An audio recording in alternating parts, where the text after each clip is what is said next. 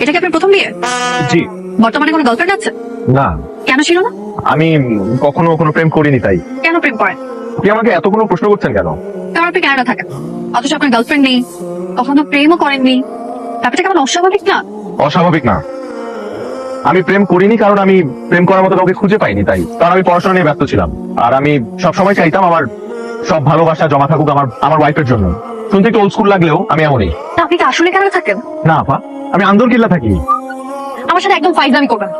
আমি আপনার বেআইন না। আমি এখন উঠবো। কেন খাবেন না? এতগুলো খাবার অর্ডার দিলাম। না, আমার খেতে ইচ্ছে করছে, আপনি খান। এত খাবার আমি একা খাবো? যতটুকু পারেন ততটুকু খান। আমি আপনাকে পৌঁছে দিই। না, আমি একাই যেতে পারবো।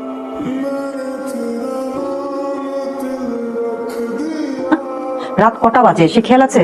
কতবার তোরে ডাকলাম। না, এক কথা বারবার বলো না তো। ঋতুর ফোন না পাওয়া পর্যন্ত আমি কিছু খাবো না।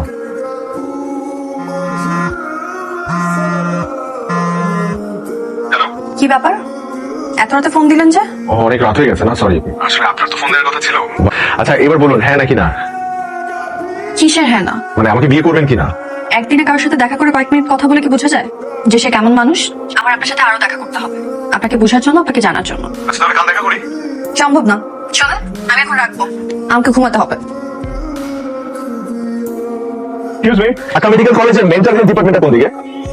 মেন্টাল হেলথ বিভাগ হচ্ছে কেন? আপনি কি পাগল? আপনি আগে হাসপাতালে জরুরি বিভাগে যান, সেখান থেকে আপনাকে সঠিক জায়গায় পাঠাবে।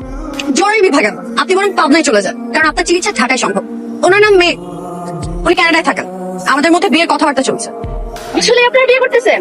আমার দিক থেকে তো আমি 100% রাজি। যার সাথে আমার বিয়ে ঠিক হয়েছে, মানে আপনাদের বান্ধবী কোনো গ্রিন সিগন্যাল দেয়নি।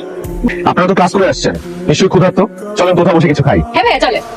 আমাদের হাতে কোনো সময় নেই, আমরা এখন নীল খেতে যাবো বই কিনতে। তাহলে আমিও যাই আপনাদের সাথে নীল খেতে। অবশ্যই ভাইয়া চলেন। না ভাইয়া, আপনি ওর কথা মাইন্ড করেন না, চলেন আমরা যাই। ভাইয়া, আপনারা দুজন তাহলে রিক্সা যান আর আমরা দুজন ওটা চলে যাই। আর রিক্সা হচ্ছে দুজন মানুষের কাছাকাছি আসা সব থেকে ভালো মাধ্যম।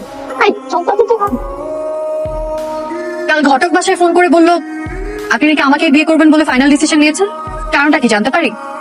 মানে আমার মধ্যে এমন কি আছে যে আপনার আমাকে বিয়ে করতে হবে? আপনার ছবি যেদিন আমি প্রথম দেখেছি, সেদিন আপনার ছবি দেখে আমার কাছে মনে হয়েছে যে এই মানুষটা আমার খুব আপন।